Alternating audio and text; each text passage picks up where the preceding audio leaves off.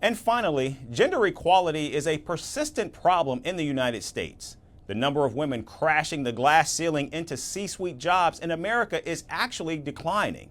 In fact, women hold less than 8% of the seats in senior leadership positions.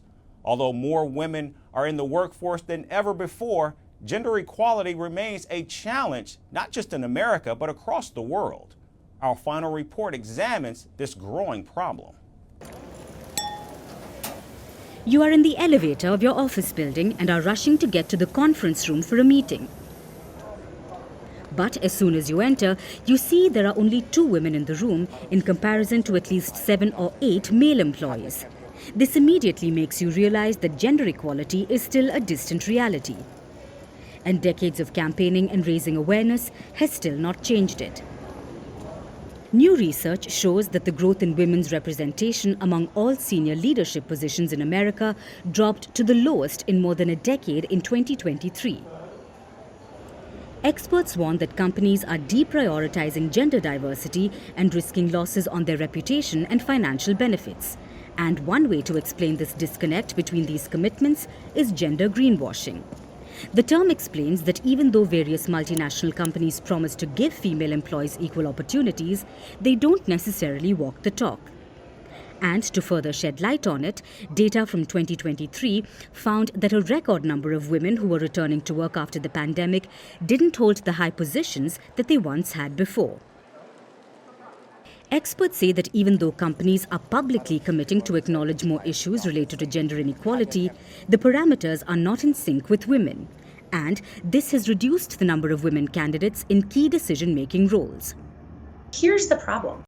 Women are entering the workforce at the same rates as men. So you start at about 50-50. At that very first level of leadership, when they become frontline leaders, it immediately shifts to 60-40.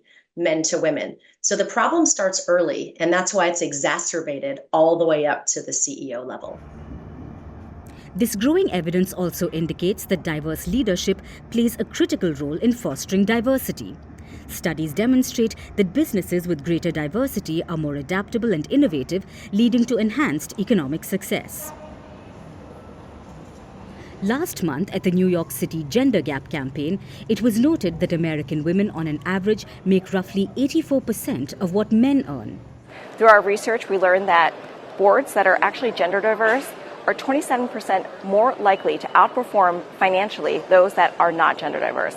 On top of that, we also learned that ethnically diverse boards are 13% more likely to outperform boards that aren't as well.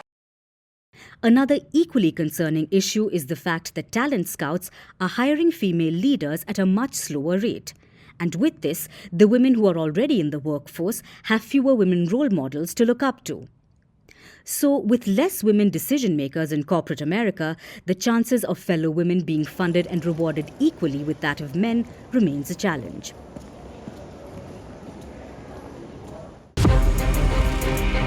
From impeachments to inaugurations, if it's a political story, we are on the scene. The race for the White House is heating up. We're beating Biden. How dare he say that? If it's breaking news, we're live with the latest coverage. From the White House, the State Department, and Capitol Hill, we know the issues, but above all, we know the players to bring you the latest in-depth analysis on all the key stories that we're covering.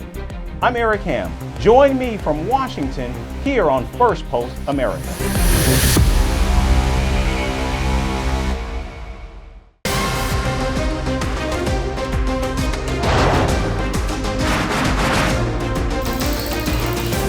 On the show today, the T20 World Cup bandwagon has moved across to the West Indies. What can you expect from this? Hello, I'm Alison Green, coming to you from Durban, South Africa. Today we have a special show. Start with a report on India's shifting nuclear posture. For the first time since India officially became a nuclear power. Hello and welcome to Firstpost America. I'm Eric Ham, coming to you live from the nation's capital,